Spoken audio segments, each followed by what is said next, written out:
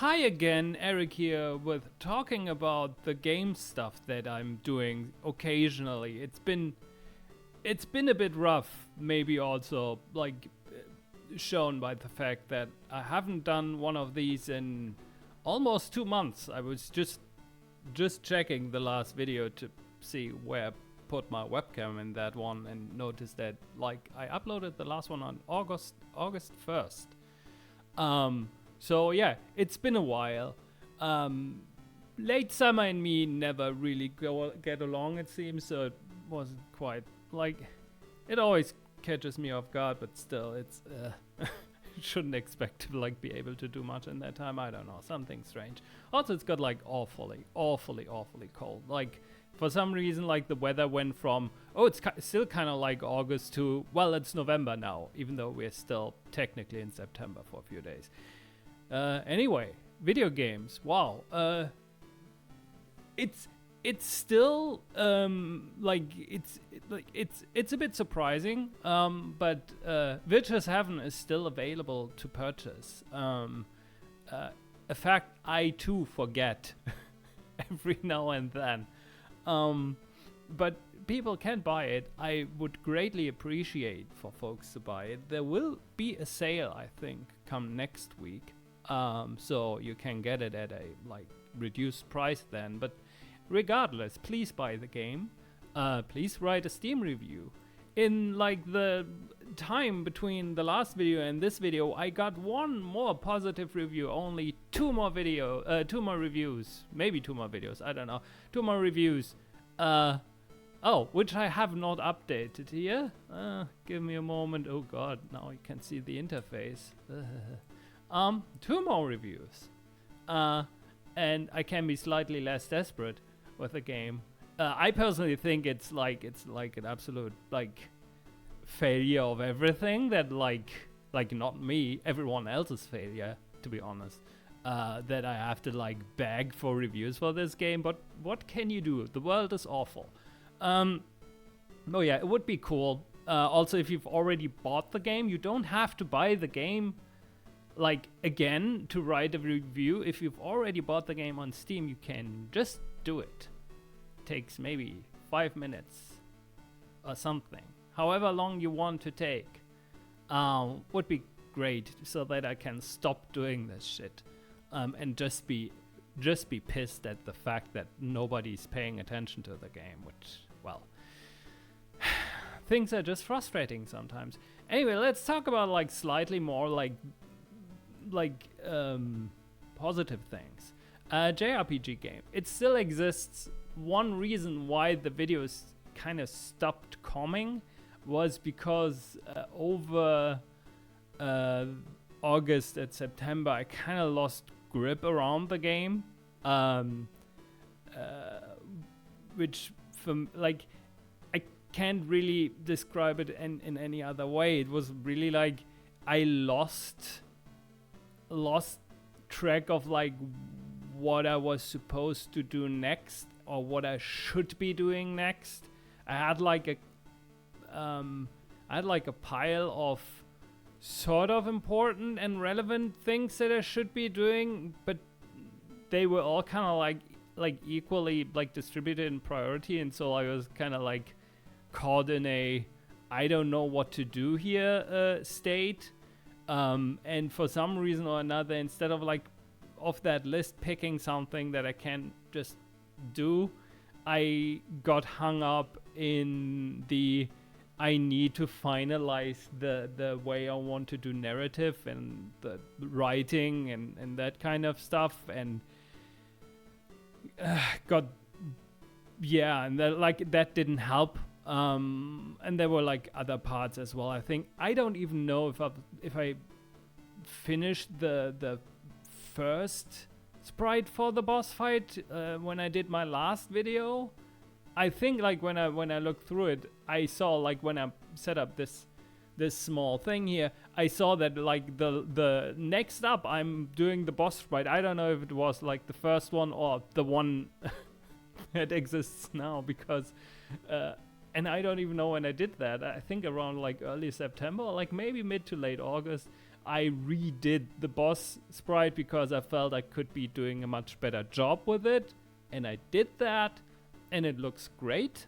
I'm really happy with it, and yeah, but then again, it was like, okay, how do you do narrative? How you do the dialogue? And do I want to do it like this? And then something shifted in the way I wanted to frame this whole dungeon thing, which required me to introduce another character and redo all the in-dungeon party dialogue, or like would have required me to do that. So like I would have to do like work I already did at that point, and there was like part of like me losing grip of it, and you can kind of see like why, because I was kind of like running into something where the way forward for me was just not there anymore. It was just more like I was caught in front of a big mess,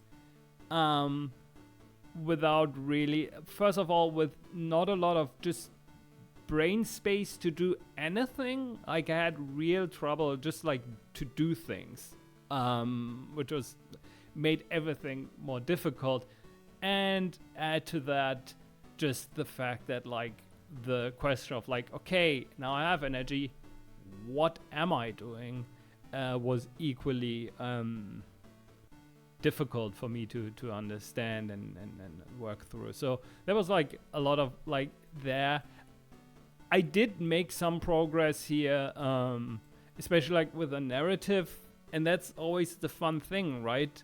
On one hand, you're stuck and don't really move forward, or like you kind of like meander like down different paths and like do work and then do it again and then do it again, which isn't the most efficient and frankly healthy way of doing things, because like obviously depending on the size of the whole thing, this can lead to you just like wasting months on things that you end up scrapping. And I've kind of like, in a way, I was stuck in that, because especially with the writing, because every time I thought I was done, I basically started over again. But on the other hand, I'm now at a point where I think I found an interesting way to approach this, that I'm not sure, or I can recall has been done, at least in like a game like this, before. And the idea here is to basically have, like, in a way, conflicting frames of like the story that is being told.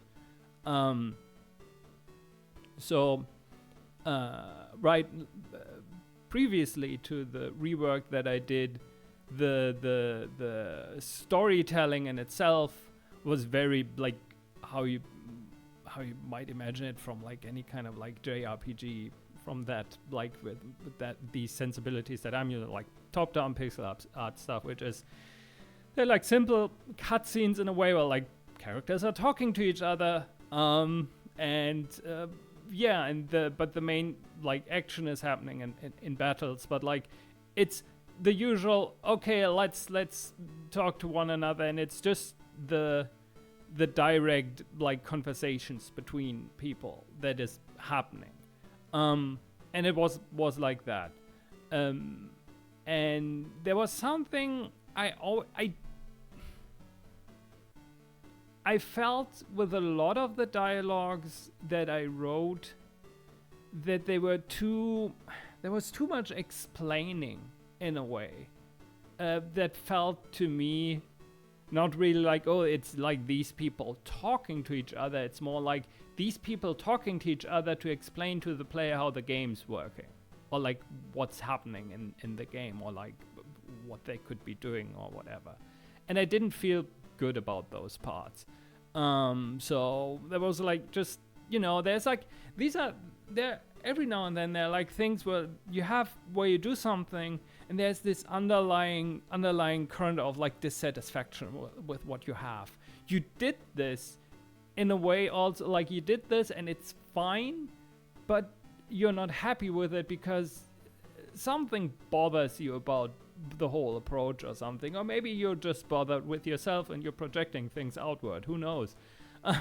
But like I was like in a deep state with that with the dialogue writing, and I wasn't quite happy with it, and I don't even know how I ended up. Well, in a way I ended up going down that route when I was kind of like in a split state at some point. So at some point I had an idea of like how to like what I could name this game, which then gave me an idea of like, ooh, what if this is like, and I'm okay drawing parallels and stuff. So Lord of the Rings, the book is framed in a way that it's actually not Tolkien writing the story, it's him translating the book that like was written,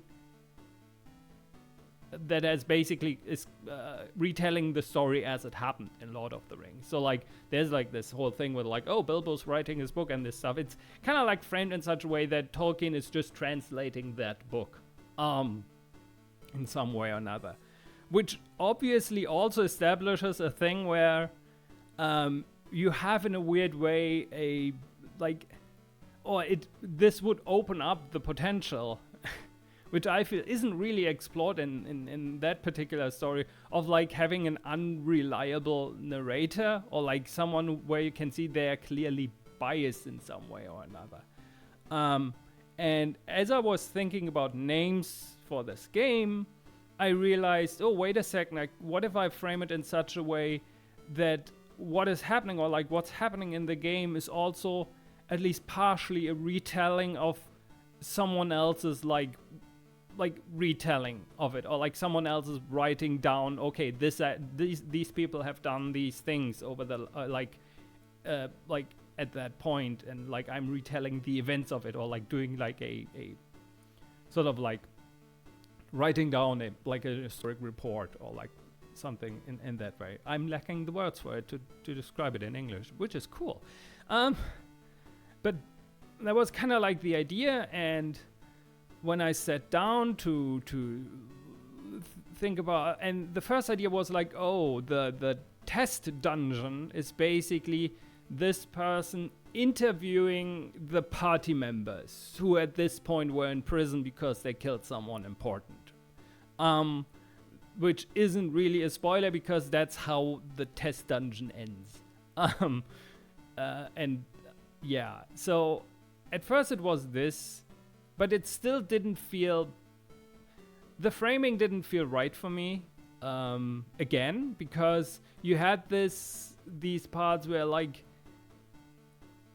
I don't know, I was just not very happy with the party members talking about things in a very descriptive manner, in a very, oh, I'm just sort of like obfuscating game, like mechanical game elements with the dialogue in some way or another, and like again provide a narrative framing, but like a very gamey narrative framing of it all, and that, oh yeah, I'm like putting like boundaries, or like putting a space around the interactive layer in which like you're actually gonna act out what's ever gonna happen. And after a bit of like being unhappy with it, and this was this week, I thought, why not split these things? Why not have everything that happens in the top-down exploratory mode that you walk, like that you like where you walk through the dungeons and do things?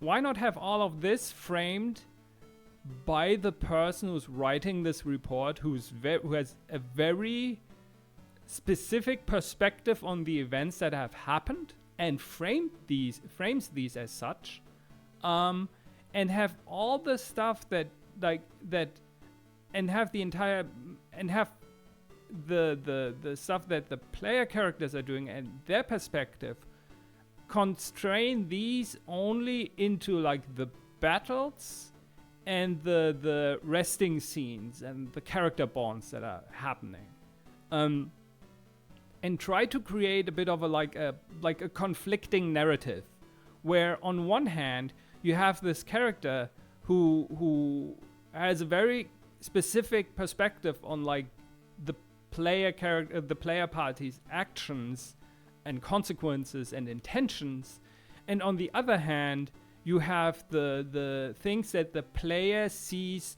through the battles, how the characters interact with one another and with the world through the battles and with each other when they're not in battle but are resting at a checkpoint, and like trying to work out or like figure out a way how to again build something that is in its initial presentation ambivalent about what has actually happened there. That's like the grand idea right now. It's just like, okay, and like this is how I'm. So in the top-down view, there is no dialogue whatsoever. It's just like someone kind of like retelling, oh, this has happened. This is why they went to this place. This is what they were supposed to do. They didn't do it, which then led to like them killing someone. And it's just framed as okay, this is how it came to that moment of them killing someone important in that dungeon. There's no real, like, in these moments, there's no real, like, exploration about their motivations and intentions. And the idea is to try and, like, at least gesture towards this in the like, in-between character scenes that kind of, like, exist outside of it. And why do they exist outside of it? Because the person who's writing the story or is writing this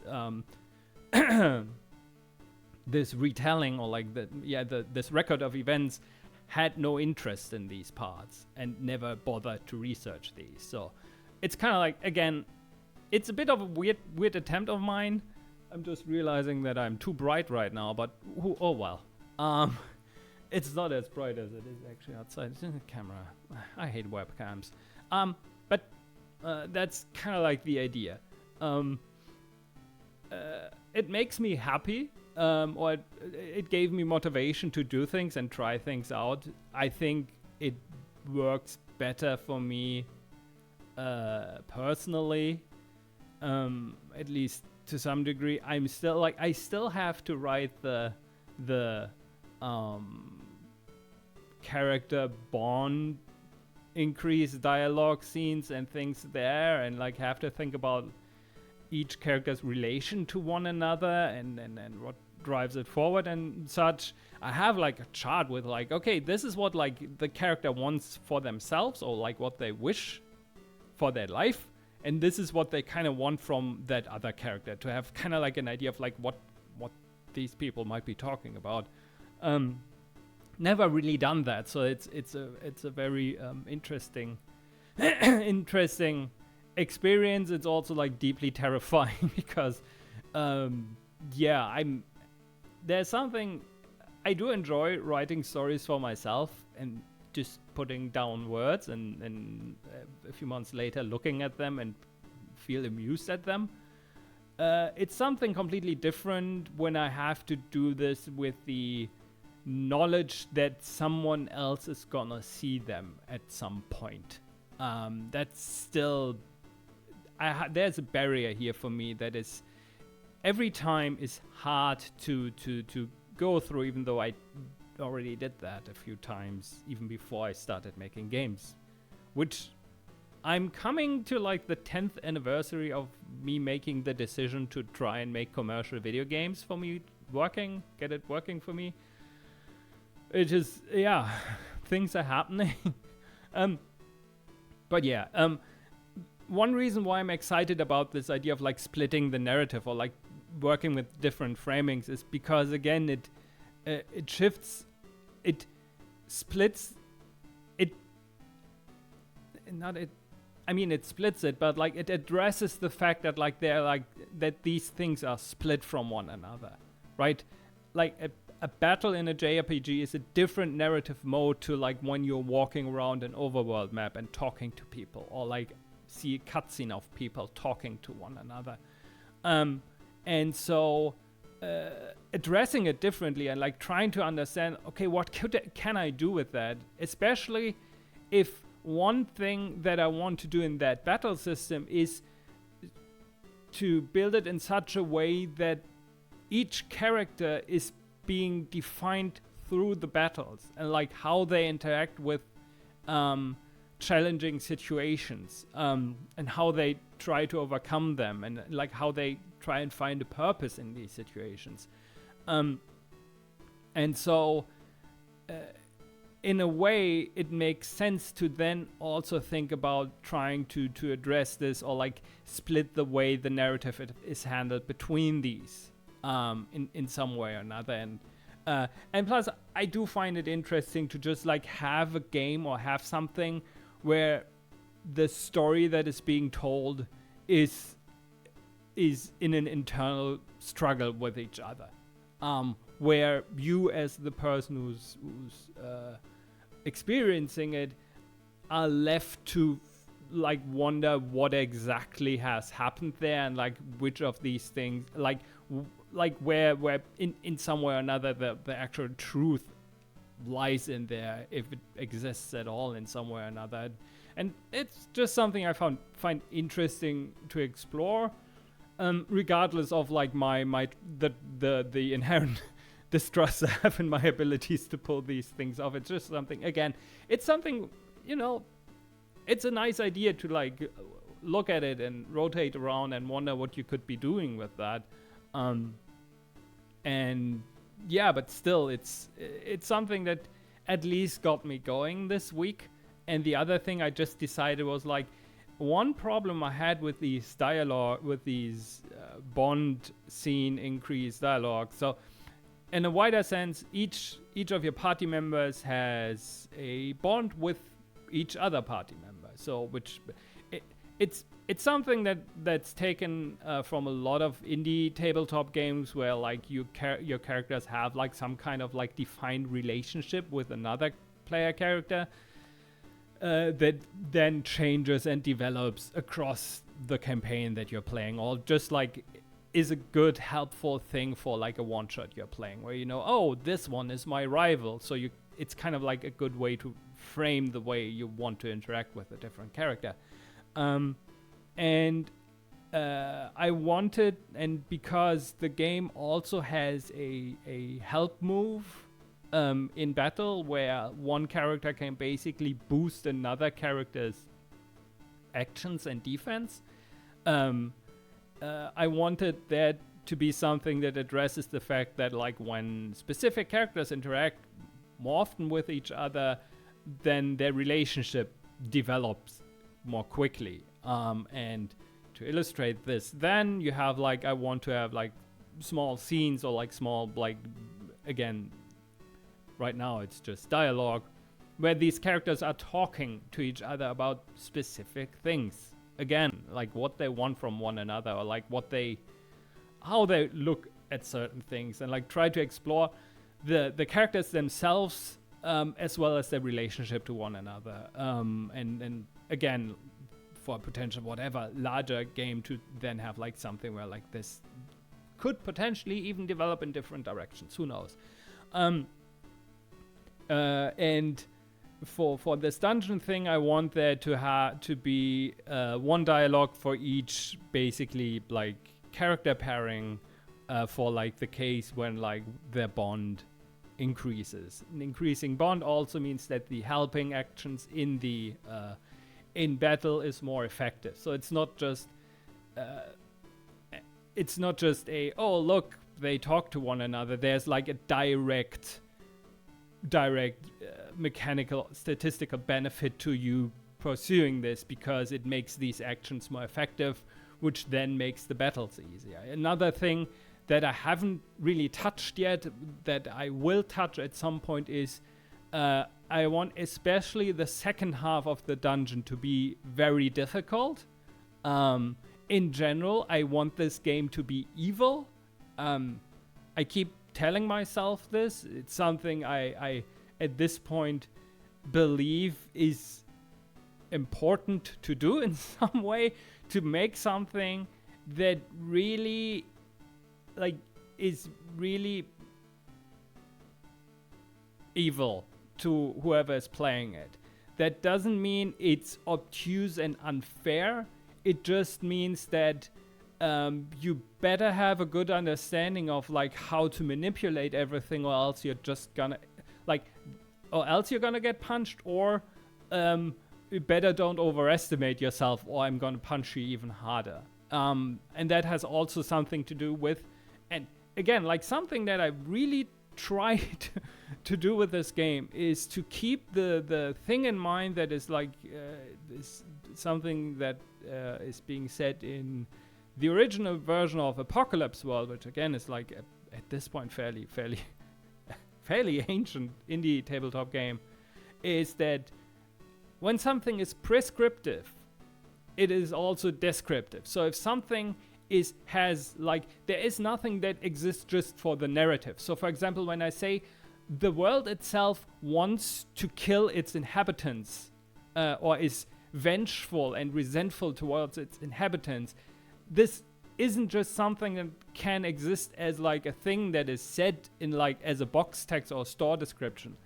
The game itself should work in such a way that there's like, that supports this.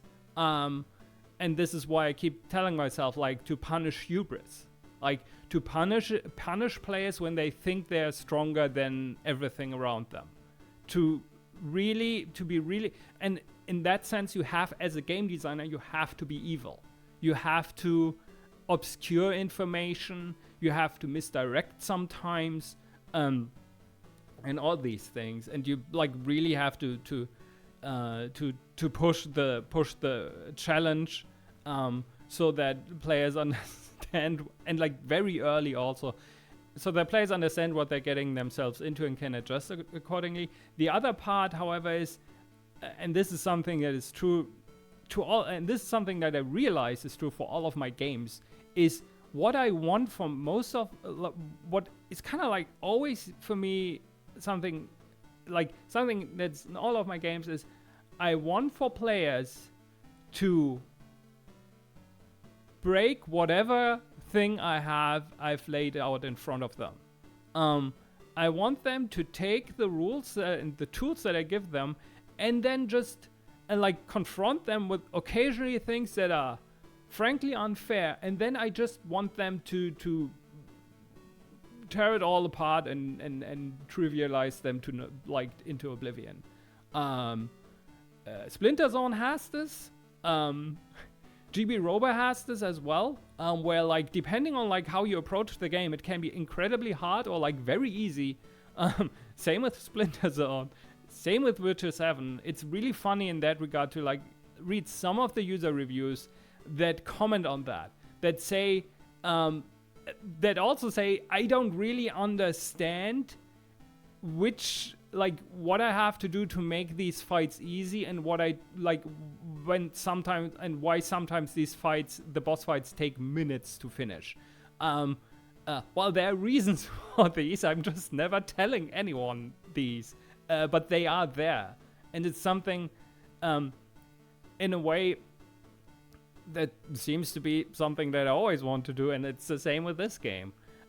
If you don't pay attention to like how the like damage system and like damage categories and like defenses of enemies and like all of this works and how you can manipulate them, you're gonna have a bad time. Once you understand what you can do and how to like shift things around and change the rules, how things function, it very quickly tilts towards the other direction. And I really want to emphasize this back and forth between the players pushing the boundaries and having a lot of ways to push these boundaries, and the game kind of like pushing back and like trying to rein them in and have like a direct conflict there in some way, because again, the world that this game takes place in is infused by the vengeful spirit of a dead divine tyrant who hates the people that live on it because they killed him. Obviously, that means that like whatever monsters appear, like are very, very spiteful in one way or another. So it has to like, again, I cannot just say, oh, the world is vengeful. It has to be in the fabric of the game that the world is vengeful. And that means it has to be evil. Also, I just like the idea of making evil games at this point, because, well, if no one's gonna buy these games anyway, I might as well just like be as unapproachable as I can be, just for like to have fun with myself. Who knows? Like, the weird part is when I say these things, I immediately go, oh well, why, yeah, but what if why shouldn't I be nice instead? And like, why be mean and evil to strangers? And yeah, why not? Like, it's fine. It's fine. It's just a video game, right? But like, a part of me like has big problems being a, well, I don't care. So it's, and in a way, this is also like why I really want to try and push myself into this. And instead of like, I think like in the past, one of my problems is that I've been doing in a way this stuff half measured, because again, there is a part of me that really wants to have this interaction between building something very hostile and then just wanting the players to break this hostile space. However, for this to really work, the space has to be really hostile. And very often I one of the problems I often then had was that I toned the hostility down.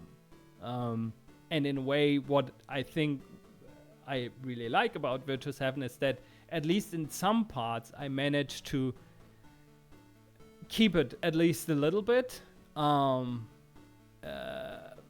Because frankly, that game being like too hostile just meant that it wasn't very fun to play. So there's that part. And again, like, I think for a JRPG, you kind of have to have that. You kind of have to have, again, like a good JRPG has at least one rodent that ruins your day.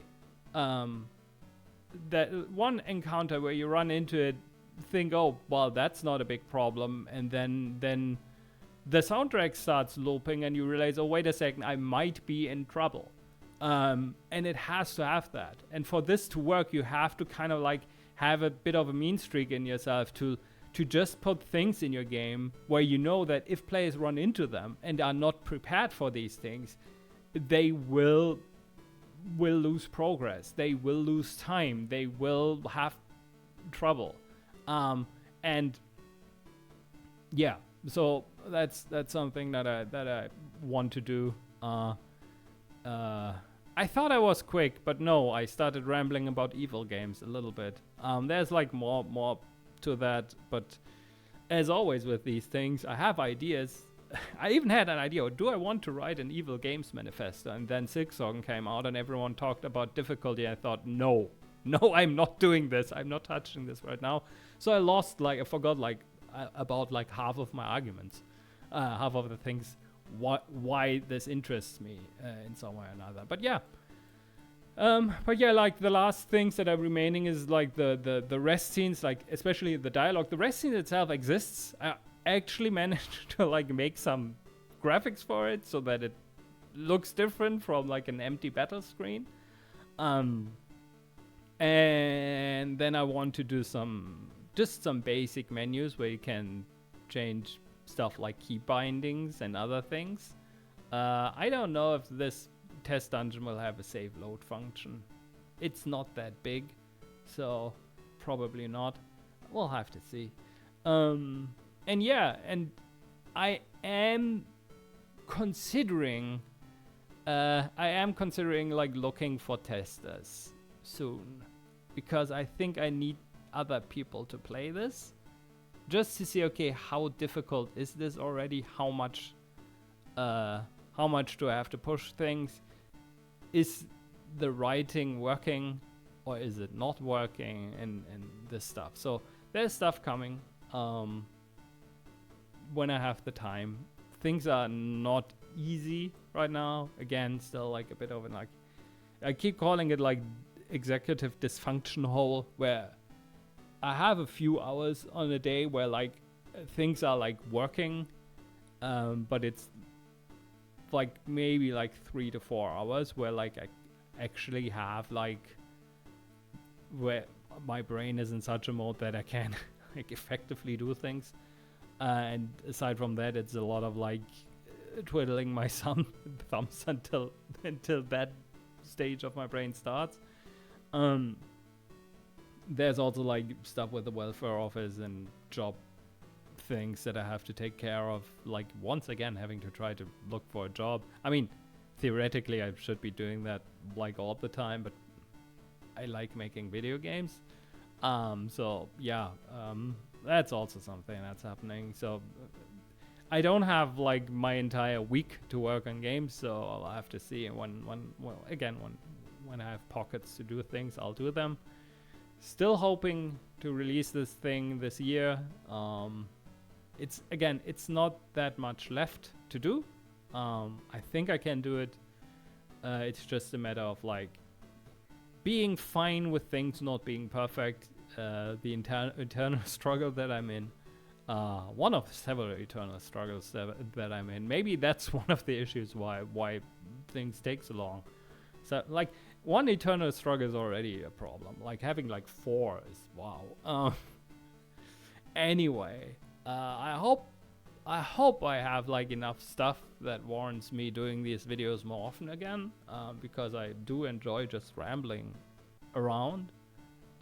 Also, like in mid-August, I had a chance to like meet someone who I know over the internet, who also does video game stuff, and it was really nice. Like, it was like the first time since 2018 that I actually hung out with someone who also makes video games, like in person, and it was really nice to just talk about this stuff without first having to explain everything, and it was cool. So yeah, it just reminded me of like, wow, I really need to figure out ways to like talk to other people and do things with other people. But well, still doing things on my mostly. I have someone else is thankfully doing the music. I do have a track for the dungeon. Not showing it. Like it's like the composer can do with the track whatever they want. So like maybe you have already listened to it. Who knows? But yeah, things are coming along. Really happy with how everything comes together. I'm still.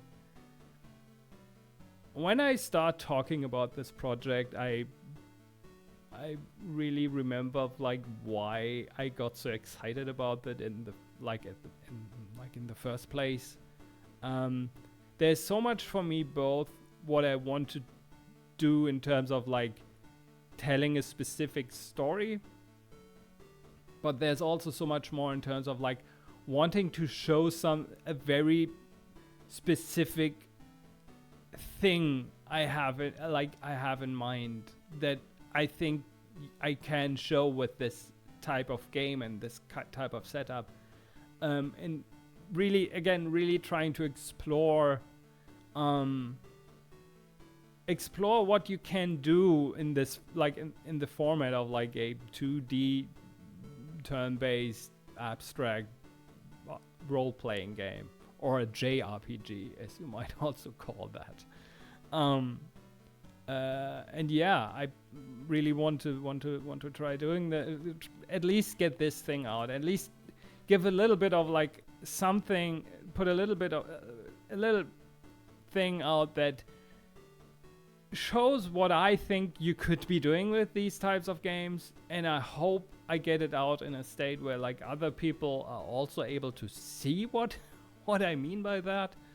And yeah, we'll see how it goes. 40 minutes, I managed, I did it, cool, it's long enough. I was like, at the 18-minute mark, I was thinking, wow, I'm quick today, and now I'm not. Cool. Anyway, have a nice week. October comes around, which means it's gonna be like we're entering the dark days of the year. Wow. Oh well. At least Christmas is coming. Yeah. Anyway, have a good one. See you around. Please buy and review Virtuous Heaven. Would be cool if next time I do one of these I can say, yeah, we got the 10 reviews, or like maybe even more, who knows. But yeah, either way, anything, any support, any like whatever is greatly appreciated as always. Any interest in my work as well is greatly appreciated. And yeah, see you around. Have a good week, as I just already said. Anyway, bye.